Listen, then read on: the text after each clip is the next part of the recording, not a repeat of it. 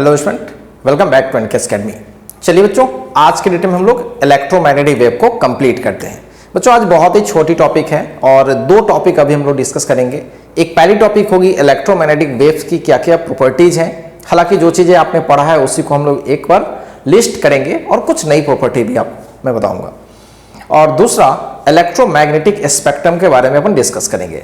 बच्चों electromagnetic spectrum में क्या होगी कि जो भी इलेक्ट्रोमैग्नेटिक वेव है उसे इंक्रीजिंग या फिर डिक्रीजिंग ऑर्डर ऑफ वेवलेंथ के रूप में उसे हम सजाएंगे और उनको हम कैसे प्रोड्यूस कर सकते हैं उसके बारे में पढ़ेंगे। उनका क्या एक जनरल यूज है वो देखेंगे और उनकी वेवलेंथ की रेंज क्या है अपन उसके बारे में विशेष रूप से चर्चा करेंगे।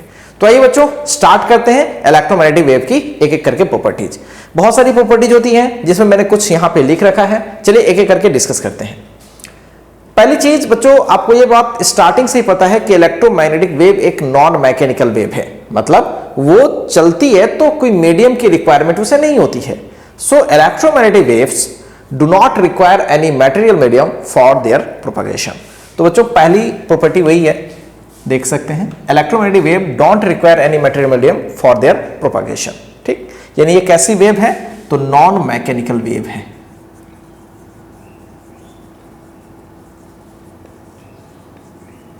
चलिए आगे बढ़ते हैं, दूसरी प्रॉपर्टी देखते हैं।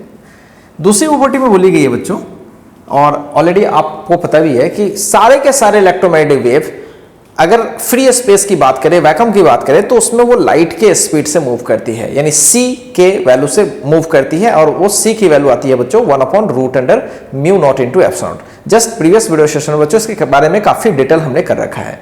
और अगर इलेक्ट्रोमैग्नेटिक वेव किसी मीडियम में जा रही है तो इसी μ0 और एप्सिलॉन के जगह पर म्यू और एप्सिलॉन डायरेक्ट यूज करते हैं, एब्सोल्यूट वाला, और फिर वहां से हम आगे बढ़ते हैं। तो ये चीजें बच्चों ऑलरेडी आपको पता है, मैंने वही चीज लिखा है, all electromagnetic waves travel with the speed of light in vacuum. और सी की बात मैं करूं, वैक्यूम की बात करूं तो 1/ε0 μ0, और इसकी वैल्यू होती है 3 × 10⁸। और किसी मटेरियल मीडियम में क्या होती है Cm 1/ε होती है, और इसको हम लिख सकते हैं ε0 εr μ0 μr, और 1/ε0 μ0 वो हो जाएगी C, तो C/ये हो गई। और बच्चों आगे चल के ये चीज़ हमने देखा भी है कि किसी भी मीडियम में जो लाइट की स्पीड होती है वो C में आप रिफ्रैक्टिव इंडेक्स ऑफ मीडियम से डिवाइड कर लो, राइट, ये चीज़ें होती हैं। तो N को हम लोग बोलते थे refractive index of medium. So this is very easy, already class में सब चीज किया हुआ है। आइए देखते हैं तीसरी प्रॉपर्टी। ये भी आपको पता है, ये तो बेसिक चीज है कि इलेक्ट्रोमैग्नेटिक वेव हमेशा ऑसिलेटिंग इलेक्ट्रिक फील्ड और मैग्नेटिक फील्ड की बनी होती है। दोनों एक दूसरे के परपेंडिकुलर ऑसिलेट करते हैं, और जो वेव ट्रैवल करती है वो इलेक्ट्रिक फील्ड और मैग्नेटिक फील्ड के परपेंडिकुलरली ट्रैवल करती है। प्रॉपर डायरेक्शन अगर कोई बोले तो वो E × B के डायरेक्शन में, E × B, वही बात है यहाँ पे लिखा हुआ है। Electromagnetic waves consist of oscillating electric field and magnetic field, both are perpendicular and wave travels in the direction of E × B, that is perpendicular to the both E and B। पता है already बच्चों। सो तीसरा भी हो गया। आइए चौथी property देखते हैं। ये बात भी बच्चों हमने क्लासेस वगैरह में डिस्कस कर लिया है। इलेक्ट्रिक फील्ड और मैग्नेटिक फील्ड दोनों की फेज सेम होती है, right, this is very important, दोनों की फेज सेम होती है। और दूसरी बात बच्चों हमने ये पढ़ा था कि E = CB, यानी इलेक्ट्रिक फील्ड की amplitude maximum value, magnetic field की एम्पलीट्यूड मतलब मैक्सिमम वैल्यू की रेशियो हमेशा C के इक्वल होती है। सो E0/B0 = C, यानी E0 = CB0, और C क्या होता है 1/ε0 × μ0। So this is very easy. 6 number property देखते हैं बच्चों। जैसा कि पता है आपको कि इलेक्ट्रोमैग्नेटिक वेव एनर्जी को भी ट्रांसफर करती है, मोमेंटम भी कैरी करती है, और एनर्जी कितनी ट्रांसफर करती है, energy transfer per unit volume, जिसको हमने एनर्जी डेंसिटी कहा था, इसे हम मैग्नेटिक फील्ड के टर्म में भी लिखे थे और इलेक्ट्रिक फील्ड के टर्म में भी लिखे थे। बच्चों अगर इलेक्ट्रिक फील्ड के टर्म में लिखा जाए तो 1/2ε0 E0 का स्क्वायर याद होगा, और मैग्नेटिक फील्ड के टर्म में लिखा जाए तो 1/2B0² इतनी चीजें आपने देख लिया था। तो बच्चों यहाँ पे देख सकते हो 1/2ε0 E0 का स्क्वायर, या फिर 1/2B0²। तो बच्चों ये कैसी एनर्जी डेंसिटी है, तो this is average energy density, this is average energy density, right. और सिमिलरली बच्चों ये चूंकि मोमेंटम इंपार्ट करती है तो मोमेंटम के बारे में डिटेल हमने पिछले क्लास में किया था, और इसकी वैल्यू होती है U/C। ठीक है, ये चीजें ऑलरेडी आपको मालूम है। आइए 7 नंबर प्रॉपर्टी देखते हैं बच्चों। जो इलेक्ट्रोमैग्नेटिक वेव्स होती हैं वो वेव्स की जो कैरेक्टरिस्टिक्स हैं, वेव की जो प्रॉपर्टीज हैं, उसको वो फॉलो करती हैं। अब उसको फॉलो करने का मतलब क्या हुआ, जैसे वेव की कौन कौन सी बेसिक प्रॉपर्टी है, जैसे सुपरपोजिशन, इंटरफेरेंस भी कह सकते हो, सुपरपोजिशन, पोलराइजेशन, पढ़ेंगे आगे चल के पोलराइजेशन क्या है। सुपरपोजिशन तो आपने 11th में पढ़ रखा है ऑलरेडी। सुपरपोजिशन बच्चों, पोलराइजेशन हुआ, फिर डिफ्रैक्शन हुआ जो आगे चल के हमें पढ़ना है। 3 तो बेसिक हो ही गया, साथ साथ बच्चों और भी है जैसे reflection of wave, refraction wave, और आगे चल के हम लोग जैसा कि वेव में डॉपलर इफेक्ट के बारे में हमें पढ़ना था, तो सिमिलरली बच्चों यहाँ भी डॉपलर इफेक्ट लाइट के केस में भी शो होती है, ठीक है, इलेक्ट्रोमैग्नेटिक वेव में। तो बच्चों ये सारी प्रॉपर्टी शो करती है। तो यहाँ भी मैंने लिख दिया है, electromagnetic wave shows the phenomenon like superposition, polarisation, diffraction, reflection and refraction, right. आइए 8th नंबर प्रॉपर्टी देखते हैं। जैसा कि आपको पता है बच्चों, इलेक्ट्रोमैग्नेटिक वेव इलेक्ट्रिक फील्ड और मैग्नेटिक फील्ड दोनों के मिलने से बना है, ठीक, इतनी बातें तो क्लियर है। लेकिन बच्चों इलेक्ट्रिक फील्ड की जो वैल्यू होती है, कि जो एम्पलीट्यूड होती है, और मैग्नेटिक फील्ड की जो एम्पलीट्यूड है, दोनों में क्या कनेक्शन है, जरा सोचो। आपको पता है कि E = CB होती है। अच्छा, तो B बच्चों अगर हम निकालें, B की वैल्यू अगर निकालें B0 की, तो E0 में हमें किससे डिवाइड करना पड़ेगा, C से। और सबको पता है बच्चों C की वैल्यू बहुत ज़्यादा होती है, 3 × 10 की पावर 8, 10 की पावर 8 ऑर्डर की होती है बच्चों। सो दिस इज वेरी लार्ज बच्चों। यहाँ पे E0 पे अगर बहुत लार्ज से डिवाइड करोगे तो जो B मिलेगा वो काफी कम मिलेगा, ये तो कंफर्म है। तो साफ क्लियर है कि इलेक्ट्रिक फील्ड की वैल्यू बहुत ज्यादा होती है किसके कंपैरिजन में, मैग्नेटिक फील्ड के कंपैरिजन में। E0 is far greater compare to B0। तो बच्चों होता यह है कि इलेक्ट्रिक फील्ड ज्यादा होने से जो ऑप्टिकल जो फिनोमेनन होते हैं, जो ऑप्टिकल इफेक्ट्स बोल सकते हो आप, जो ऑप्टिकल इफेक्ट्स होते हैं वो बेसिकली इलेक्ट्रिक फील्ड की ही वजह से होता है, ठीक है बच्चों। ये चीज आपको ज्यादा फील आएगी जब आप पोलराइजेशन पढ़ोगे। जब पोलराइजेशन में हम वेव्स को गुजारेंगे, जब लाइट को गुजारेंगे, तो एक पर्टिकुलर डायरेक्शन की लाइट एब्जॉर्ब हो जाएगी, ठीक है, और वजह उसका क्या है, वजह उसका इलेक्ट्रिक फील्ड है, ठीक है। हम इलेक्ट्रिक फील्ड को वहां पे एक पर्टिकुलर डायरेक्शन में एब्जॉर्ब करवाते हैं, बिकॉज बच्चों इलेक्ट्रिकल इफेक्ट बहुत तगड़ी होती है। तो ऑप्टिकल जो इफेक्ट हमें दिखाई देगी वो इलेक्ट्रिक फील्ड के प्रेजेंस या एब्सेंस से ही होगी, ठीक है। तो ये सारी चीजें बच्चों हम लोग बाद में करेंगे, लेकिन बस इतनी सी पॉइंट समझ लेते हैं कि इलेक्ट्रोमैग्नेटिक वेव में अगर कोई ऑप्टिकल फिनोमेना आपको दिखाई दे रही है, so this is due to electrical effect, electric field, और इलेक्ट्रिक फील्ड बहुत ज्यादा होती है। तो ये चीज यहां पे मेंशन कर दी गई है क्योंकि कभी कभी ये बातें आती हैं वहां पे। So the electric field of an electromagnetic wave is responsible for its optical effect. So this is very important point बच्चों। ये चीज हमें कहां देखने को मिलेंगी, पोलराइजेशन में देखने को मिलेंगी। चलिए आगे देखते हैं 9 number. EM waves are not deflected by electric and magnetic field. This is very easy. बच्चों ये बड़ा कमाल का पॉइंट है कि इलेक्ट्रिकल फील्ड और मैग्नेटिक फील्ड दोनों से बनी है इलेक्ट्रोमैग्नेटिक वेव, फिर भी वो न्यूट्रल किस्म की है। मतलब वो किसी इलेक्ट्रिक फील्ड से या फिर मैग्नेटिक फील्ड से इन्फ्लुएंस नहीं होती। जैसे कोई इलेक्ट्रोमैग्नेटिक वेव ऐसे जा रही है और इस साइड में अगर पॉजिटिव प्लेट डाल दिया, इस साइड में नेगेटिव डाल दिया, तो ऐसा नहीं है कि वो पॉजिटिव की तरफ मुड़ जाएगी या फिर नेगेटिव की तरफ मुड़ जाएगी, ऐसा बिल्कुल नहीं होता। सो this is very interesting effect, ठीक है बच्चों। तो इतनी इफेक्ट बच्चों, मेन जो इफेक्ट है वो आप याद रखेंगे, मेन जो प्रॉपर्टी है इलेक्ट्रोमैग्नेटिक वेव की वो याद रखेंगे, आपके बोर्ड्स में ये सब पूछी जाती है। तो बच्चों ये सारी चीजें हो गई। अब हम लोग पढ़ने वाले हैं इलेक्ट्रोमैग्नेटिक स्पेक्ट्रम। और बच्चों इलेक्ट्रोमैग्नेटिक स्पेक्ट्रम में हम लोग, जैसा कि मैंने आपको स्टार्टिंग में बताया कि इलेक्ट्रोमैग्नेटिक वेव का एग्जांपल्स लेंगे, जो इलेक्ट्रोमैग्नेटिक वेव्स होती हैं, और उनको डिक्रीजिंग वेवलेंथ के ऑर्डर में या फिर इंक्रीजिंग वेवलेंथ के ऑर्डर में हम लोग सजाएंगे। अगर मैं आपको मेमोराइज कराऊं तो बच्चों, अगर मैं इंक्रीजिंग ऑर्डर में बताऊं, सबसे छोटी किसकी वेवलेंथ होती है, ठीक है, तो बच्चों गामा रेज की होती है, ठीक, याद रखेंगे गामा रेज।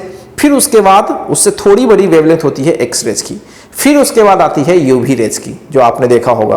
फिर यूवी के बाद हमारी विजुअल रेंज होती है, और विजुअल के बाद इंफ्रारेड, आपको पता ही होगा, और इंफ्रारेड के बाद आती है माइक्रोवेव्स, ठीक है। इंफ्रारेड के बाद आती है माइक्रोवेव्स और उसके बाद आती है बच्चों रेडियो वेव्स। 7 हम इलेक्ट्रोमैग्नेटिक वेव की सीरीज में पढ़ेंगे।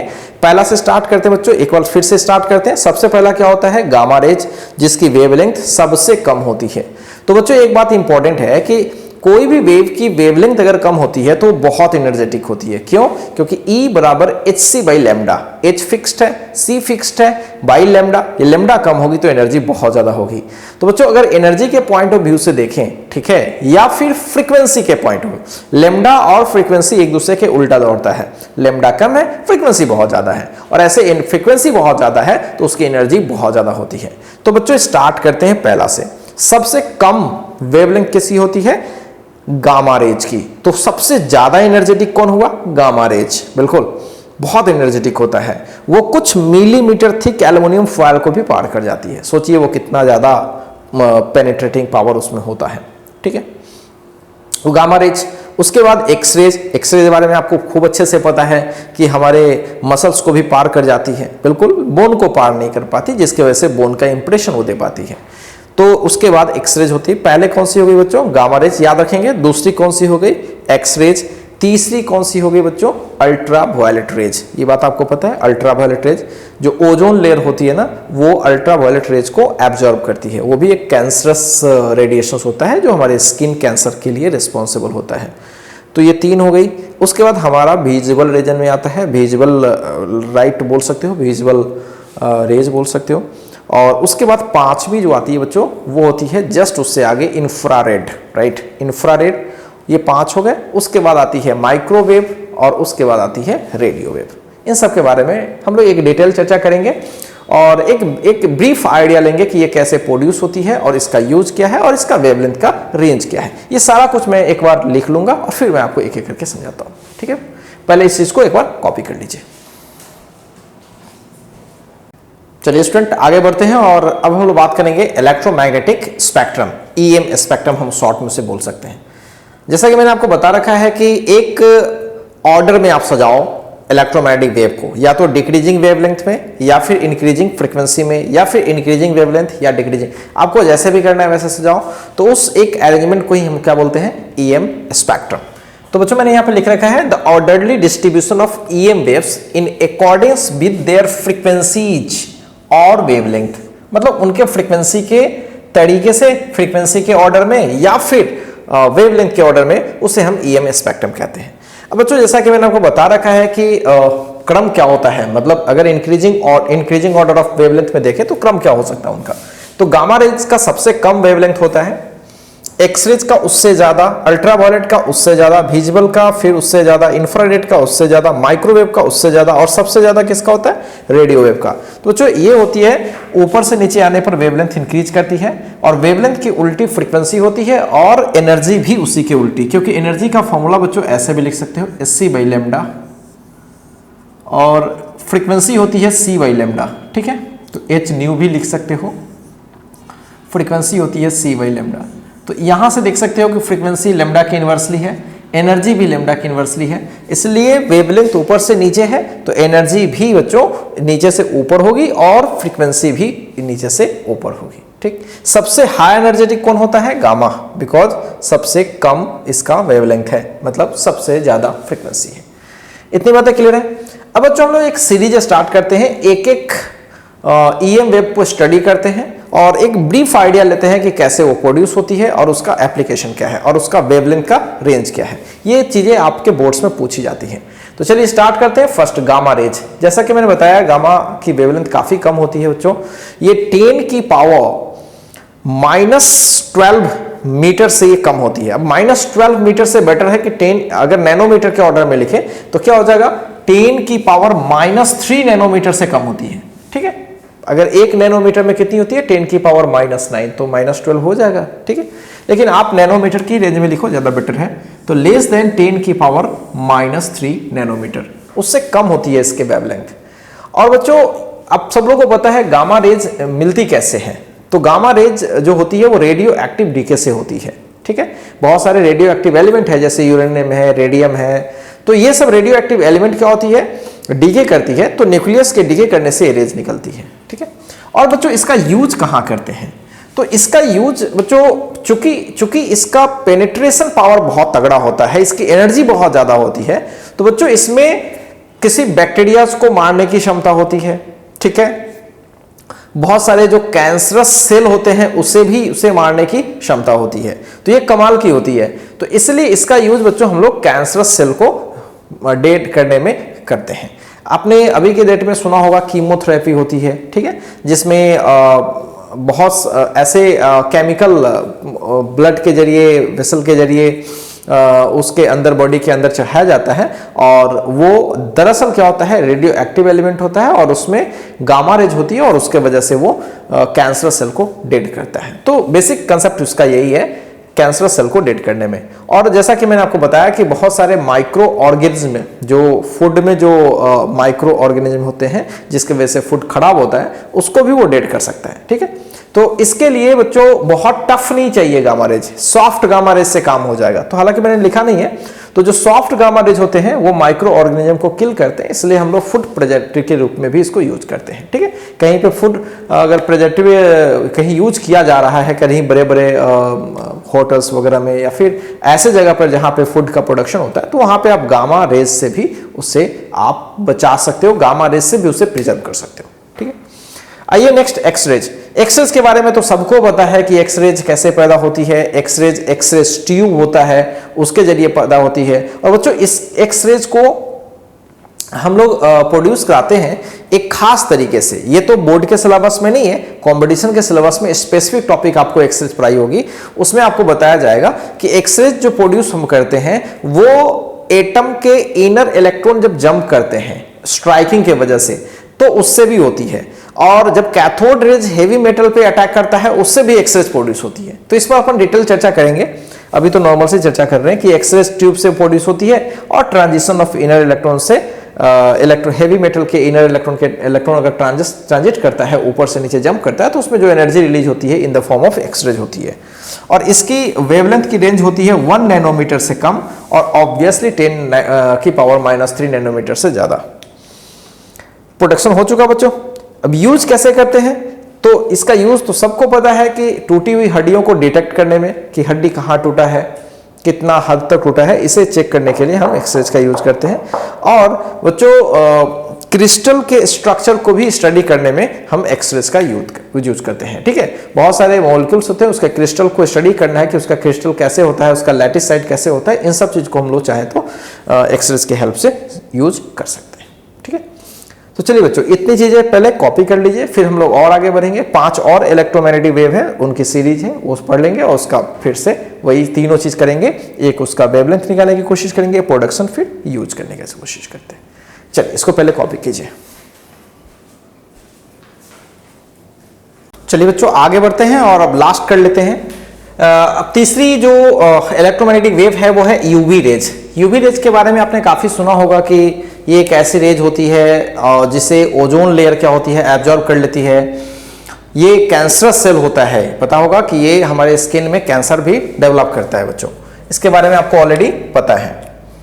अब बच्चों ये इसकी जो वेवलेंथ होती है वो कितनी होती है, 1 नैनोमीटर से लेकर के 40 नैनो, ये याद रखने का चीज है। प्रोडक्शन कैसे करते हैं, ऑब्वियसली सनलाइट से तो मिलती ही है ये, ठीक है, इलेक्ट्रिक आर्क से भी मिलती है और ये एक और तरीके से मिलती है। अगर बच्चों इलेक्ट्रॉन्स हायर एनर्जी ऑर्बिट से लोअर एनर्जी में जंप करती है किसी भी एटम में जिसमें हम इलेक्ट्रॉन को एक्साइट करते हैं, तो वहां से भी यूवी रेज आपको मिलती है, ठीक है। आपने हाइड्रोजन स्पेक्ट्रम पढ़ा होगा, तो हाइड्रोजन स्पेक्ट्रम में आपने देखा होगा कि लाइमन सीरीज, बामर सीरीज वगैरह सुना होगा। तो जो लाइमन सीरीज होती है जिसमें किसी भी एनर्जी स्टेट से इलेक्ट्रॉन अगर पहले ऑर्बिट में जंप करे, तो जो एनर्जी निकलती है और जो वेवलेंथ होती है बच्चों, वो हमेशा यूवी रीजन में पाई जाती है। तो ये चीज आपने ऑलरेडी देखा हुआ है, तो इसलिए इस पॉइंट को भी मैंने इंक्लूड कर दिया है, due to transition of electron from higher energy orbit to low energy orbit. अब इसका यूज कहाँ है, तो ऑब्वियसली चूंकि ये काफी इस पे पावर होती है, सॉरी इसमें एनर्जी बहुत ज्यादा होती है, जिसकी वजह से क्या होता है ये फूड प्रिजर्वेटिव में भी यूज करते हैं बच्चों। फूड प्रिजर्वेटिव में हम इसलिए यूज करते हैं बिकॉज ये इसकी नेचर पहले की तरह और भी रेज की तरह, जैसे ये किलिंग कैपेसिटी होती है, इसमें माइक्रो ऑर्गेनिज्म को क्या करता है, ये किल करता है, इसलिए हम इसे फूड प्रिजर्वेटिव के रूप में यूज करते हैं। आइए मेडिकल और डेंटल क्लिनिक में भी बैक्टीरिया को किल करने के लिए हम लोग यूज करते हैं, ठीक है। आइए नेक्स्ट देखते हैं विजिबल रेज। बच्चों ये तो आपको पता ही है विजिबल रेज क्या होती है, जो हमारे लिए बहुत इंपॉर्टेंट है, जिसके हेल्प से हम देख पाते हैं, जिसके हेल्प से हमारी जो नर्वस सेल है वो एक्टिवेट होती है और हम किसी चीज को देखते हैं। तो बच्चों ये तो काफी मजेदार है और सब लोगों को पता है कि 400 से लेकर के 700 नैनोमीटर तक 4000 एंगस्ट्रॉम से 7000 एंगस्ट्रॉम तक इसकी रेंज होती है। अप्रॉक्स में कभी कभी हम लोग 3000 एंगस्ट्रॉम से 7000 एंगस्ट्रॉम तक ले लेते हैं, लेकिन ये रेंज सही है। प्रोडक्शन कैसे होता है बच्चों, बामर सीरीज तो आपने पढ़ा है। बामर सीरीज में इलेक्ट्रॉन किसी भी हायर एनर्जी ऑर्बिट से सेकेंड ऑर्बिट में जंप करती है, तो यहां भी इलेक्ट्रॉन का ट्रांजिशन ही होता है, ठीक है। तो due to transition of electron from higher energy level to lower energy level, और इसको यूज करते हैं ऑब्जेक्ट्स को देखने में। बात करते हैं फिफ्थ का इंफ्रारेड रेज। इंफ्रारेड रेज बच्चों बहुत इंपॉर्टेंट है। सन में अगर हीटिंग कैपेसिटी होती है, हीट करता है, तो बच्चों वो इंफ्रारेड रेडिएशन की वजह से, अगर सन से इंफ्रारेड को हटा दिया जाए तो हमें लाइट तो मिलेगी लेकिन हमें हीटिंग इफेक्ट उसकी नहीं मिलेगी। तो दिस इज वेरी इंपॉर्टेंट बच्चों। और इंफ्रारेड की जो वेवलेंथ होती है वो 700 नैनोमीटर से 1 मिलीमीटर तक होती है, ठीक है। और ये भी एटम के वाइब्रेशन से, मॉलिक्यूल के वाइब्रेशन से ही मिलती है, ठीक है। इंफ्रारेड के बारे में आपने देखा होगा कि बामर सीरीज के बाद आगे की जो सीरीज होती है, जैसे पास्टन सीरीज होती है, ब्रैकेट सीरीज होती है, पी फंड सीरीज होती है, हम्फ्री सीरीज होती है, ये सब सीरीज बच्चों इलेक्ट्रॉन के ट्रांजिशन से ही होती है, बट वो किसी भी हायर एनर्जी से कहां पे थर्ड, फोर्थ, फिफ्थ वगैरह पे जंप करे तो होती है, ठीक। इसका यूज कहां करते हैं बच्चों? इसका यूज बच्चों हम लोग स्पेक्ट्रोस्कोपी में करते हैं, बॉन्डिंग स्ट्रक्चर को चेक करने के लिए मॉलिक्यूल का, केमिस्ट्री वगैरह में, ठीक है। और चूंकि ये हीट प्रोड्यूस करती है तो हीटिंग सोर्स के रूप में भी यूज करते हैं। डेंटल सर्जरी कहीं होती है, कहीं किसी पर्टिकुलर रीजन को हीट करना है तो हीटिंग इफेक्ट देने के लिए उस रेज का हम यूज करते हैं। और बच्चों प्लास्टिक के मैन्युफैक्चरिंग में भी इस रेज का यूज करते हैं। नेक्स्ट करते हैं माइक्रोवेव्स। माइक्रोवेव के नाम से आपको पता होगा माइक्रोवेव ओवन, ठीक है, जिसमें खाना बनती है, आजकल काफी पॉपुलर है बच्चों वो। माइक्रोवेव बच्चों एक बड़ी कमाल की टेक्निक डेवलप हुई है।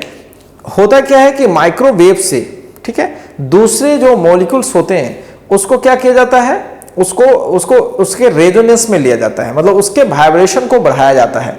और जब भी किसी कोई वाइब्रेट होगी बच्चों, ठीक है, तो कहीं ना कहीं अगर वो अपने ग्राउंड स्टेट में आएगी तो एनर्जी रिलीज करेगी और वो एनर्जी हमारे काम का हो जाता है। इसकी जो वेवलेंथ होती है 1 मिलीमीटर से लेकर के 0.1 मीटर तक, और ये प्रोडक्शन होता है मैग्नेट्रॉन वाल्व होता है उससे प्रोड्यूस करते हैं। रडार कम्युनिकेशन में काफी ज्यादा इसका यूज होता है और साथ साथ माइक्रोवेव ओवन में भी हम लोग यूज करते हैं। रेडियो वेव बच्चों, रेडियो वेव की वेवलेंथ बहुत ज्यादा होती है, कई एक मीटर्स होती है, किलोमीटर में भी हो सकता है। तो 0.1 मीटर से अधिक जो भी हो जाए सब रेडियो वेव्स में आती है, और इसे हम लोग इलेक्ट्रॉन्स को एक्सेलरेट करते हैं, एंटेना में डिसलेट करते हैं, उससे हम इसे प्रोड्यूस करते हैं। और इसका यूज तो सबको पता है, इसका यूज हमेशा हम कम्युनिकेशन सिस्टम में ही करते हैं। तो बच्चों ये रहा एक ब्रीफ आइडिया, कोई भी जो इलेक्ट्रोमैग्नेटिक वेव है उनकी क्या एक लिस्ट है और उनकी वेवलेंथ क्या होती है, और साथ साथ उनका क्या एक जनरल यूज है, ये भी हमने देख लिया। ये छोटी छोटी चीजें आप एक बार अच्छे से देख लेंगे, बोर्ड्स में ये पूछने की पूरी संभावना बनती है। तो इस तरह से बच्चों इलेक्ट्रोमैग्नेटिक वेव हुआ खत्म। मिलते हैं बच्चों अब नेक्स्ट वीडियो सेशन में।